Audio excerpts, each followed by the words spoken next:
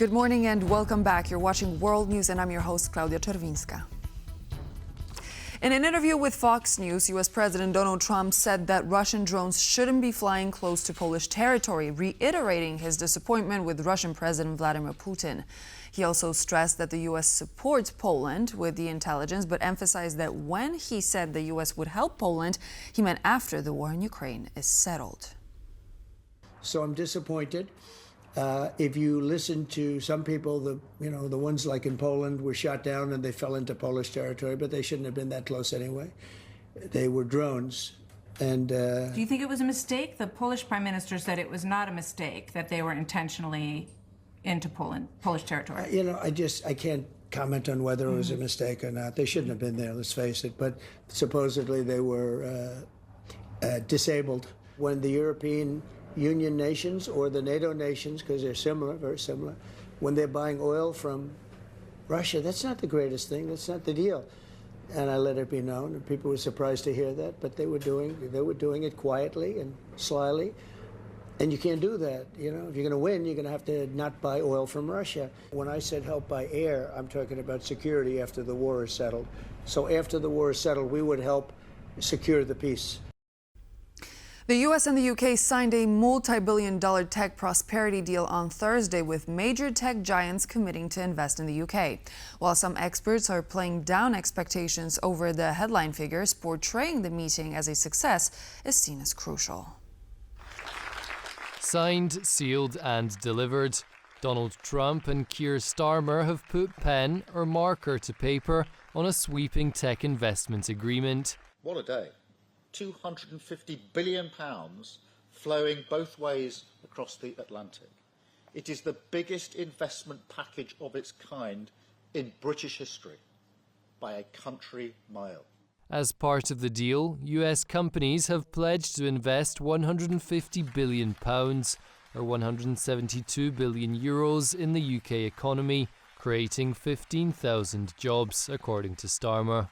The multi-billion US investment in the UK will cover sectors from data centres to defence, with the lion's share coming from investment management giant Blackstone. Meanwhile, British pharmaceutical company GSK announced plans to invest 22 billion euros in R&D in the United States. At a later press conference, US President Donald Trump floated an even bigger number. This trip has galvanized $350 billion in deals across many sectors, and we're committed to ensuring that the UK has a secure and reliable supply of the best AI hardware and software. But experts caution that, as with many of Trump's announcements, the deal is light on detail, and some of the quoted figures include pre-existing commitments. A lot of the numbers that are being tallied up for investment in the UK were actually part of pre-existing announcements. A lot of them are contracts that the UK government is giving to American tech companies like Palantir, some of which they'd already planned out. Still, at a time of uncertainty surrounding relations with the US, Choala says portraying Trump's visit as a success remains key to its commercial impact. As Europe faces some of its most difficult challenges in decades, it must make sure the transatlantic relationship remains solid enough to see the continent through perilous times and buy time, said Robert Niblett, a distinguished fellow at Chatham House, commenting on the U.S. president's recent visit to the U.K., full of pomp and ceremony.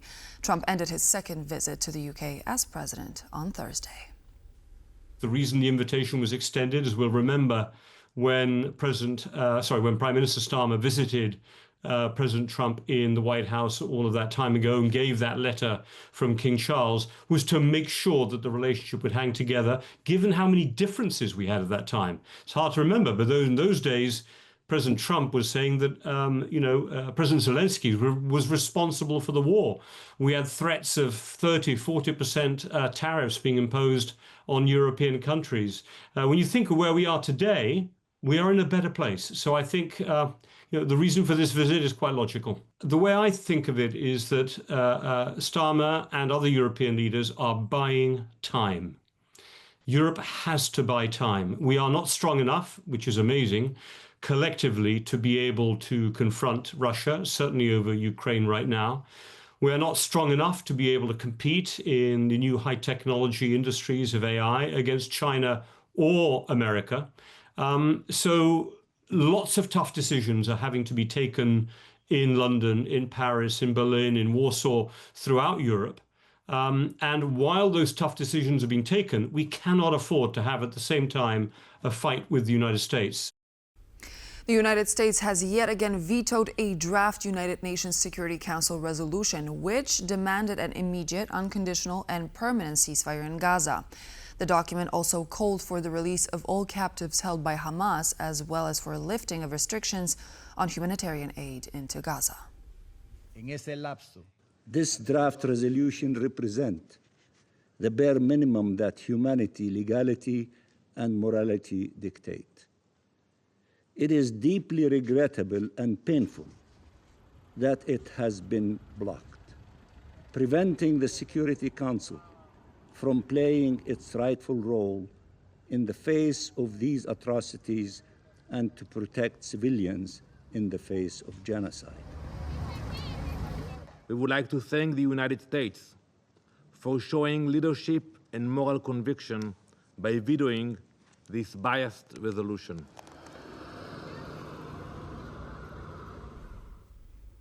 According to estimates by the UN, a record number of aid workers were killed in global hotspots last year.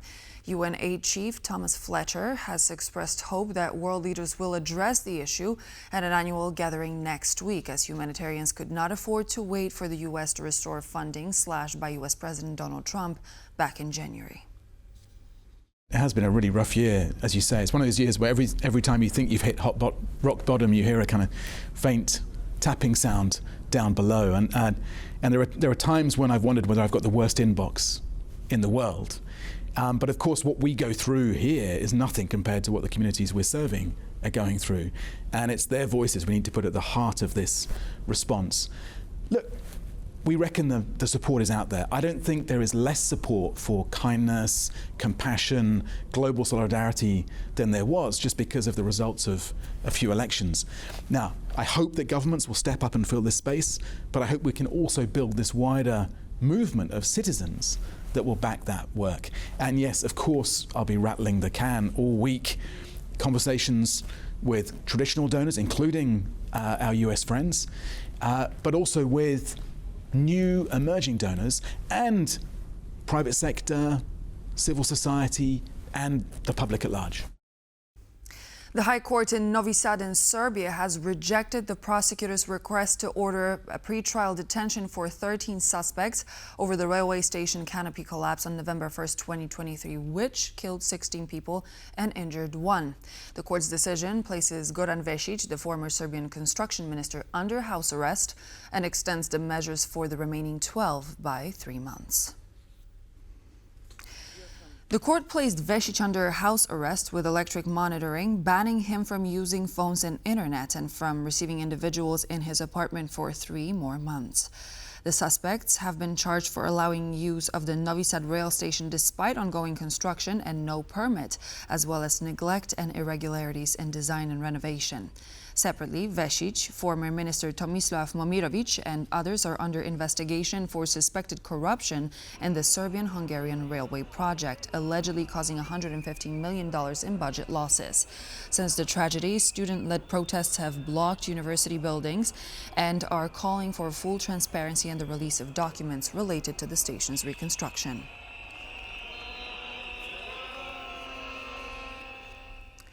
In Romania, concern is growing over the dangers of electric scooters. The death of a teenager in Piatra Neamț has prompted the city to ban rental scooters altogether. National data shows accidents involving the vehicles have surged dramatically, with police warning of serious safety risks. In Piatra Neamț, northern Romania, electric scooters will no longer be allowed on city streets. The city canceled its contract with the company that rents them after the death of a 15-year-old teen last week. As a result of the way these scooters are used and the increasing number of accidents, we decided to ban them. Authorities in the country stress that the tragedy highlights a broader problem. According to national statistics, accidents involving electric scooters have doubled since last year.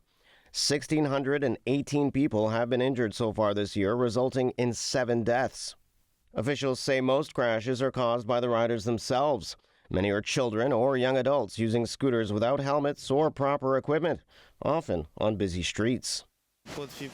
They can be very dangerous, especially if you ride on the road, between the cars.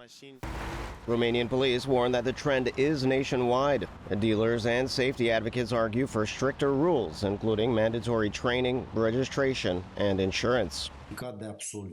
A course with a graduation certificate would be mandatory for them. Another big problem is the registration and civil liability insurance of these vehicles. For now, other Romanian cities, including Brașov and Constanța, have already restricted or banned rental scooters as part of a wider European debate over whether convenience is worth the growing cost in lives and injuries. A thin rock wall was torn down on the border of Italy and Austria, clearing the way for the construction of a high-speed rail link connecting the two countries.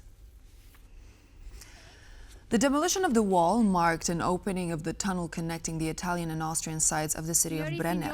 The construction of the high-speed railway can now begin on site. The rail link, situated in a strategic location, will help connect the north and south of the European continent. The Brenner Base Tunnel, as the construction will be called, is built to become one of the world's longest underground rail connections. The last wall separating the two sides of the tunnel was torn down during a special ceremony attended by the Italian Prime Minister Giorgia Meloni and Austrian Chancellor Christian Stocker.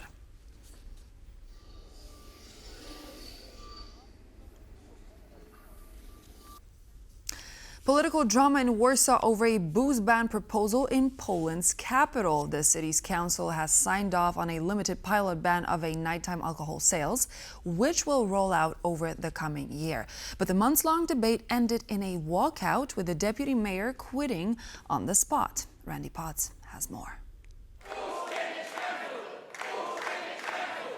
In a dramatic end to a months-long debate, the deputy mayor of Warsaw, Jacek Wiśnicki, resigned on Thursday after the city council voted against a citywide ban of nighttime alcohol sales. I informed the press then that I could no longer be the face of the city's social policy and resigned from that position. Politicians on the left supported the ban, while the right opposed. Law and Justice took the position that we must listen to the residents who have their representation in the district councils, and we proposed that it should be the district councils that express their opinions. Late on Thursday, the Warsaw City Council voted to split the baby. Instead of a citywide ban, a 12-month pilot program. The restrictions of nighttime alcohol sales would initially apply to two key districts, Śródmieście and Praga Północ, step by step, forward. The ban won't apply to bars, restaurants, pubs, or other catering establishments. I don't think it would make a difference because anyone who wants to drink, they will find it anyways, and I don't make it make a difference. Like, you cannot ban people from drinking alcohol. What I think about it, actually, I live here nearby, so actually I think it has no sense, actually. It's nonsense, because you can buy alcohol before. So far, nighttime prohibition has been introduced in about 180 municipalities, including Kraków, where some forms of alcohol-related police intervention have dropped by nearly 50%. This is about safety on the streets. It's about putting an end to the pathological situation that, unfortunately, we are dealing with in many parts of Warsaw. One man who sells alcohol in Warsaw strongly supported the ban. Kraków, Poznań, Gdańsk, 23 p.m. stop it. But not in Warsaw. In Warsaw is do what you want, and this is a lot of problems. For TVP World, Randy Potts. And so this would be all for now. Thank you very much for joining. I'm Klaudia Czerwińska, and I hope to see you back here on TVP World for more.